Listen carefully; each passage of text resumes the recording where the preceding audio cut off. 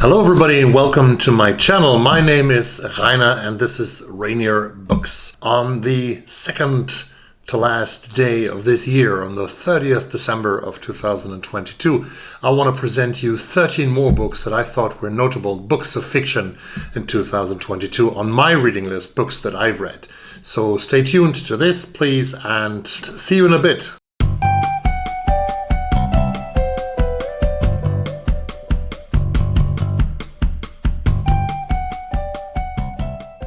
Well, you might have seen my video with the 10 best fiction books of 2022. Not the best books of 2022, but the best reads for me personally in 2022 from my own reading experience. Now, today, I want to give you 13 more titles of fiction that I enjoyed a lot, so much that I wanted to make another video of my 13 notable books of fiction in 2022.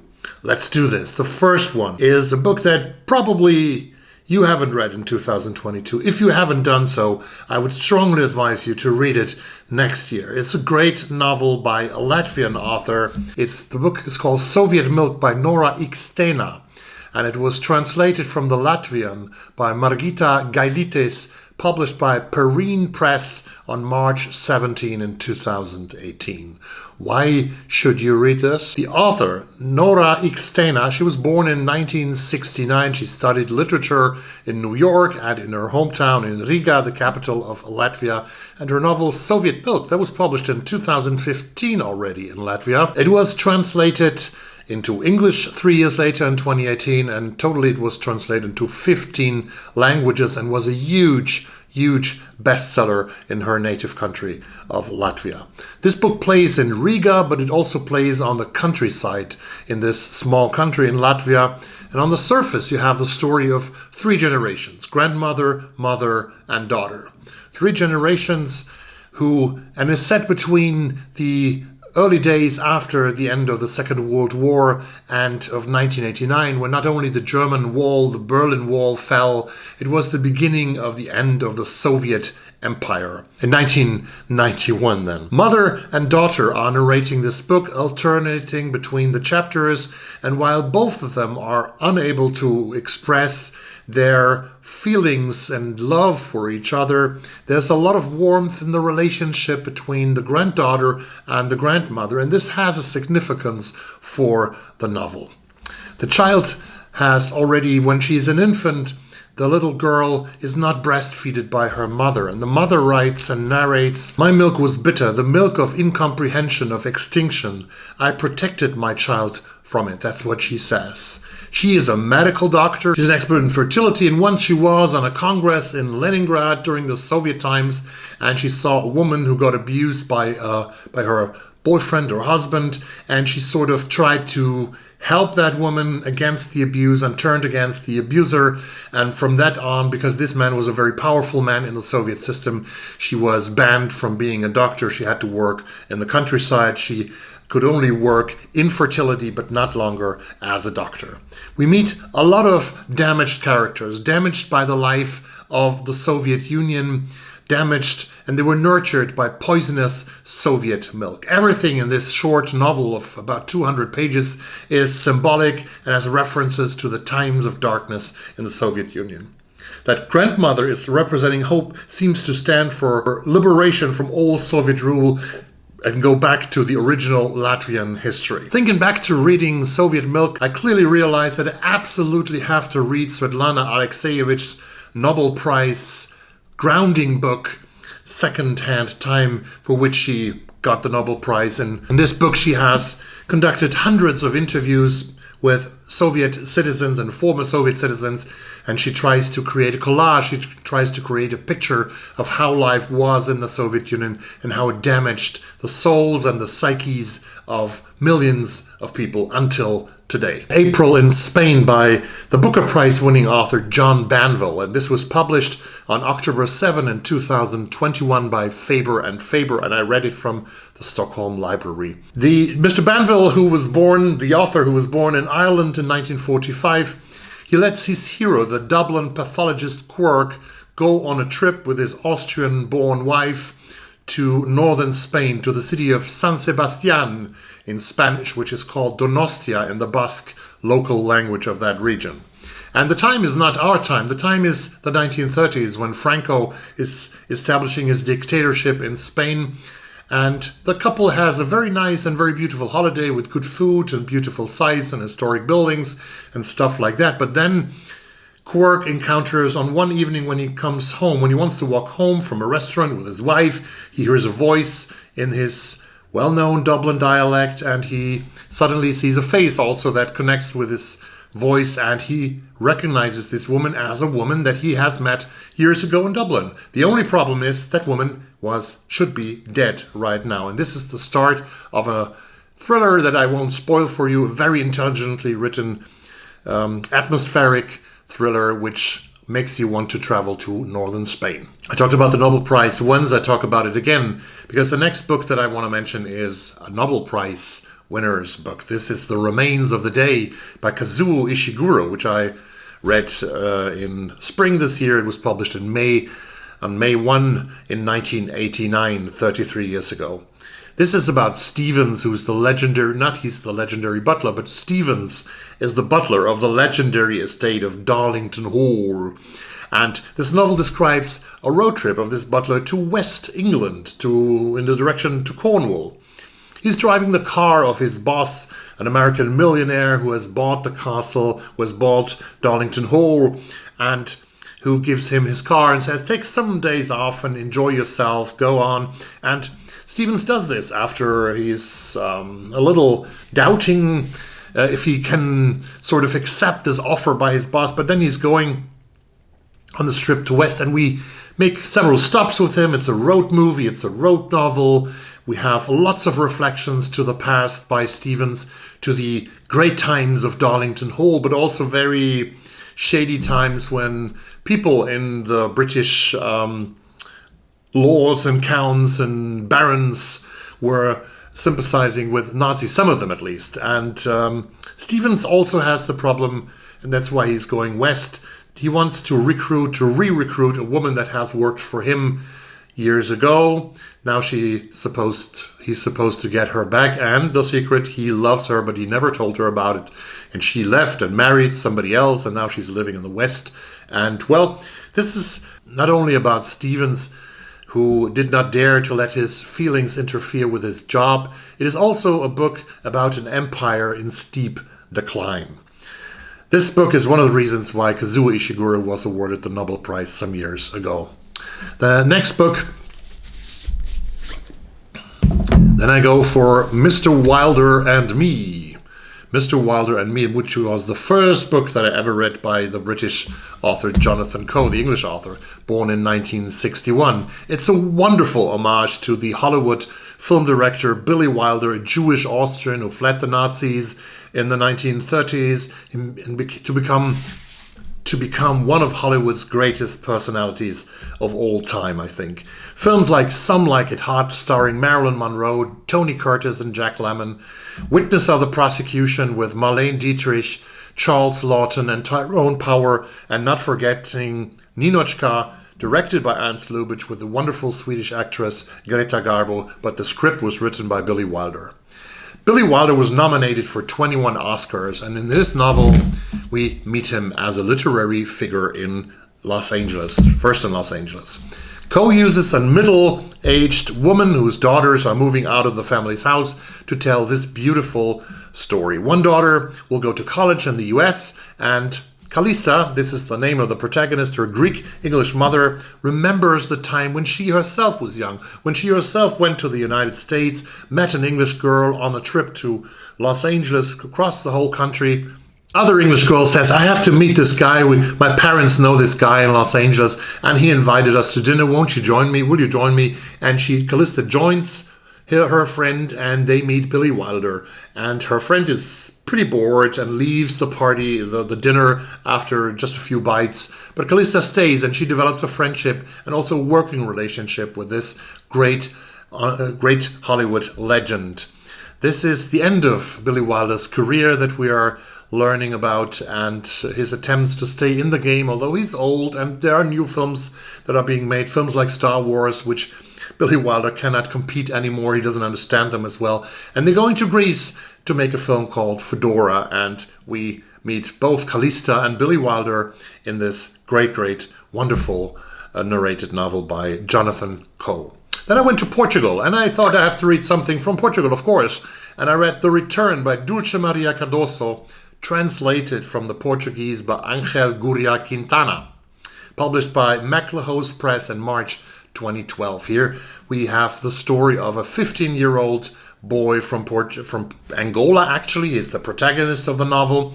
He was born and raised in Angola, but in 1975, Portugal is no longer a dictatorship, and there's a colony war, an independence war going on in Angola for 10 years now, and the new government ends this war, and Angola gets independent, and 1 million Portuguese settlers have to return to Portugal, with many children and teenagers like Rui, who have never been in Portugal before, returning home to their mother country.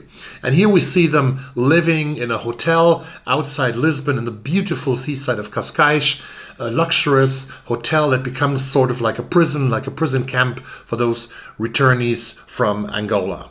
And we see him growing up, we see him missing his father, who has been left somewhere in Angola. Maybe he was captured and kidnapped and killed by Angolan soldiers.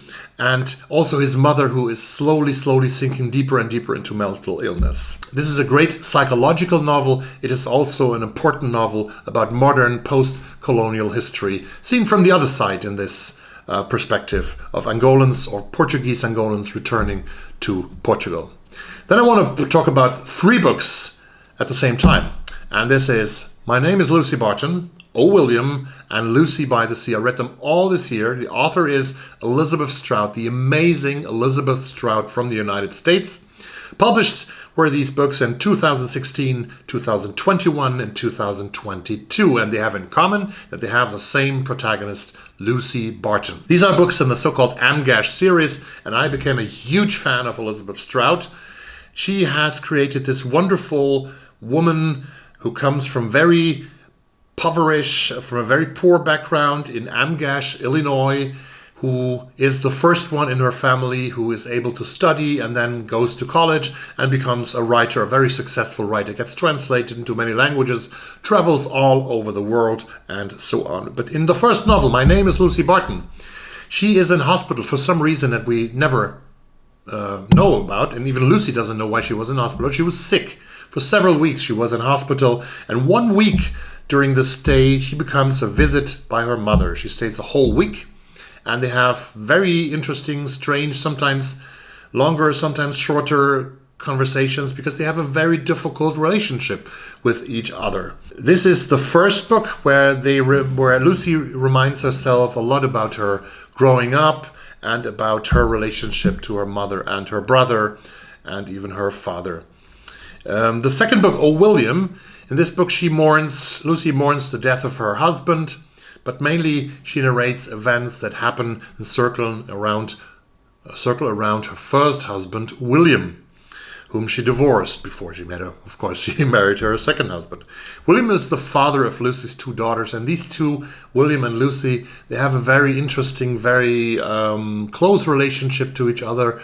They know their weaknesses, they know their strengths, and they know that they cannot really live together anymore, because that would be too dangerous.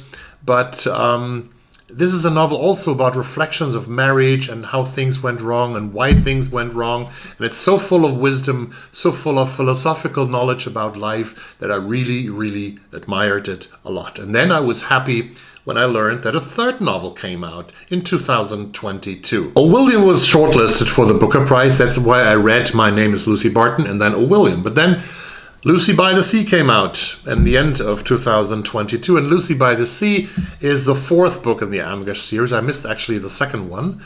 The 4th book, and here we have COVID-19 coming to New York, and William calling Lucy and saying to her, Lucy, I want to save your life. I have to save your life. You are the mother of my 2 beloved children. Let's go to Maine. I rented a cottage in Maine by the sea.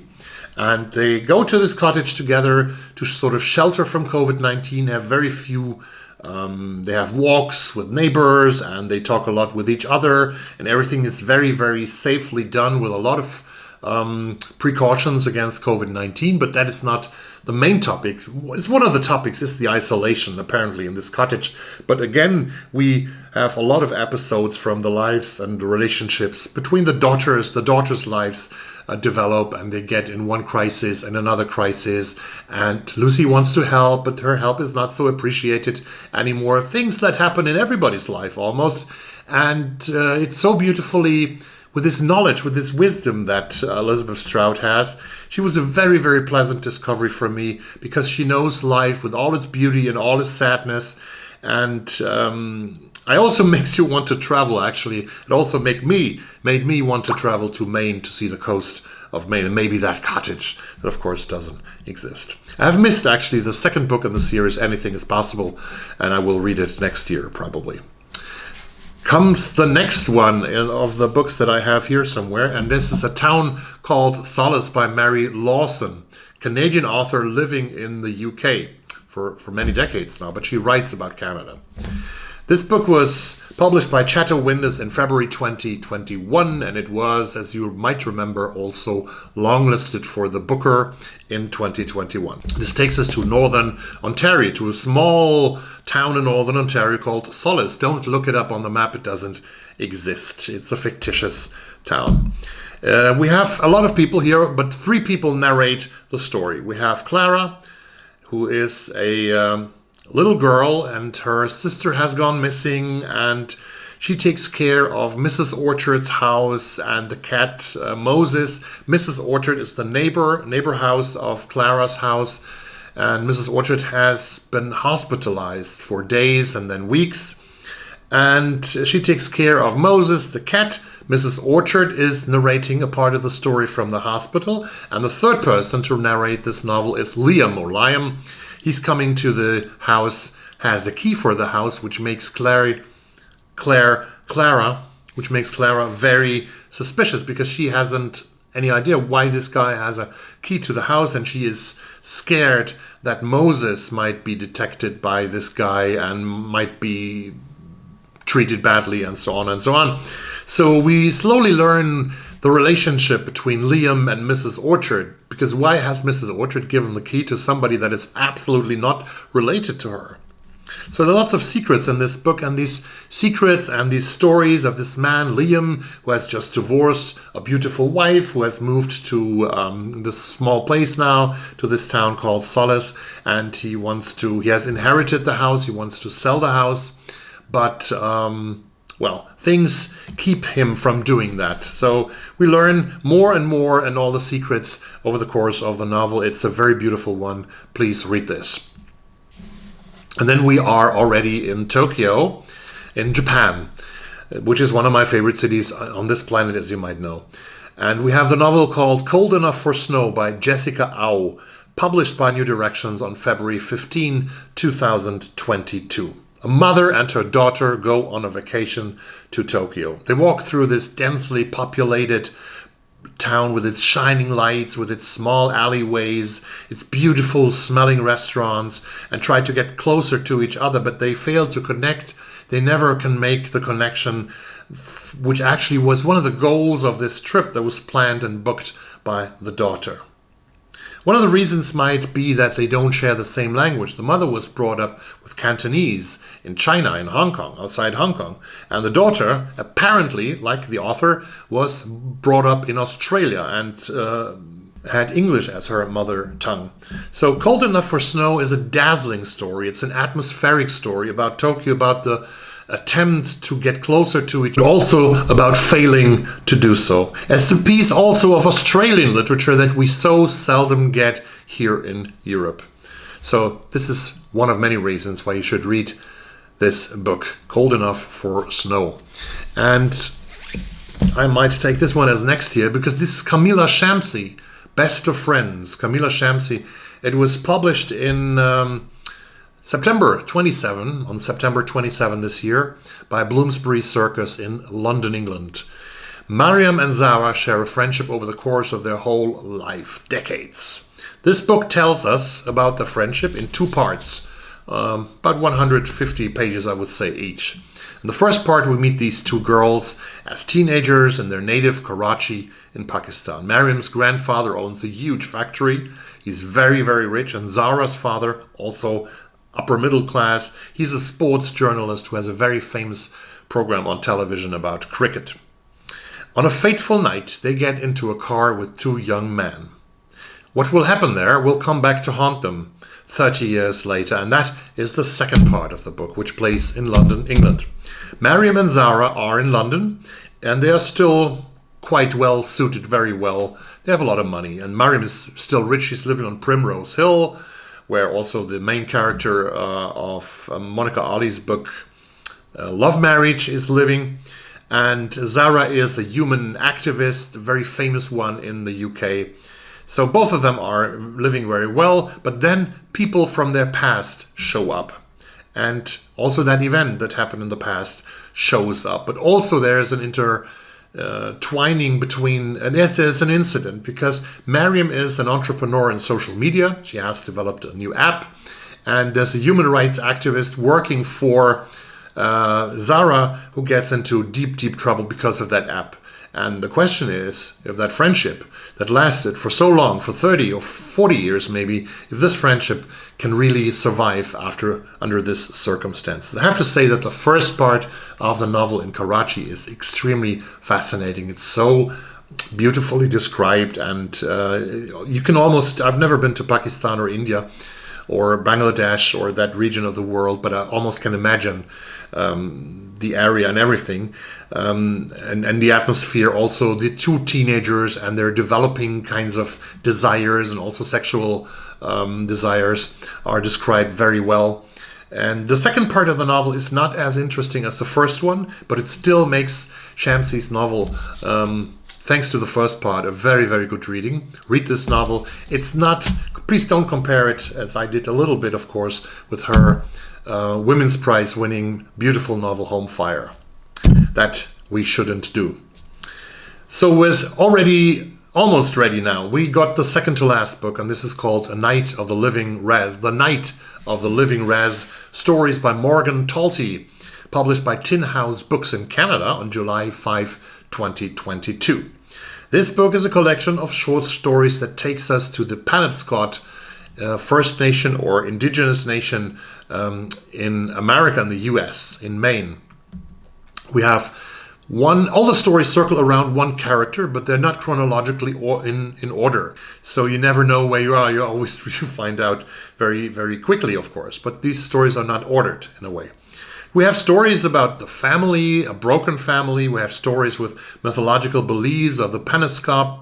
And we have hair frozen to the snow. We have Alzheimer's, which is haunting the family with the grandmother of the main protagonist. It's a beautiful book. Not all the stories are like in Shamsie's book. It has also its weaknesses, and not all the stories resonated so well with me. But some of the good stories in that book, and there are like 3 or 4 of them among about 10, are extremely well written. So read Night of the Living Raz by Morgan Talty. And now, last but not least,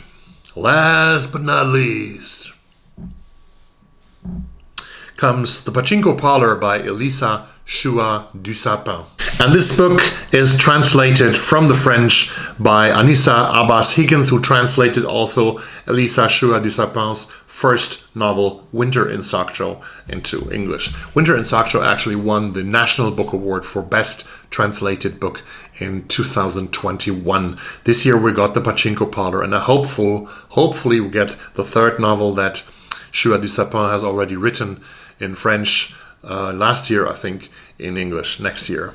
It was published by Daunt Books in London, which is actually a very beautiful bookshop, but they also have a small publishing house, Daunt Books in London, on Marylebone High Street. This book was published on August 18, 2022. After A Winter in Sakcho, Chua du Sapin continues exploring this dual identity. We had the Korean-French connection, if you want so, in A Winter in Sakcho, where the protagonist is getting a visitor. She has a French father. She's living in Korea, in Sakcho, about 2 hours outside Seoul, and there's this French guy coming to live at the bed and breakfast that they have there in Saccho. And she has sort of resemblances to her father, whom she hasn't met for many, many years, her French father. In the Pachinko Parlor by Ishiguro de Sapin, her newest book in English, we go to Tokyo and we explore Japanese and Korean identity. We have a young woman called Claire, and she comes to Tokyo to visit her grandparents. Her grandparents are having a Pachinko Parlor in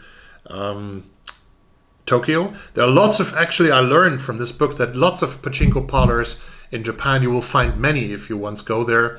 If you have been there, you have probably seen them or more heard them and seen them. Claire's grandparents have this Pachinko Parlor in Tokyo, and Claire visits them. She wants to take her parents on a trip to Korea, that country that they have left 50 years ago in the waves, in the aftermath of the Korean War. To do something useful during her pretty long stay in Tokyo, Claire is teaching a young Japanese girl, Miyako, in English. So this is pretty much the setting. We have the city of Tokyo, the metropolis of Tokyo.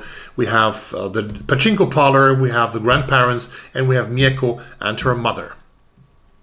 Like Jessica Au, I would say, Ishiguro de Sapin is a silent writer, as I would like to call it. Both take us through Tokyo with their new books, in very slowly through Tokyo, in this fascinating city, and both protagonists are with family, but at the same time they are alone or they feel very lonely. There's nevertheless a viscerant beauty in Pachinko Parlor, in what is being unsaid in all the places that Claire visits, and the most wonderful relation is the unexpected friendship to her Japanese student Miyako. Both books are pretty similar or could be related to each other. Cold Enough for Snow and The Pachinko Parlor. I would advise you to read them both. They're both very, very beautiful. These were 13 books, 13 notable fiction books that I read in 2022 that I would like to recommend to you. Have you read any of these? Please drop me a comment down below and tell me what you thought about this book or these books that you've read from the list.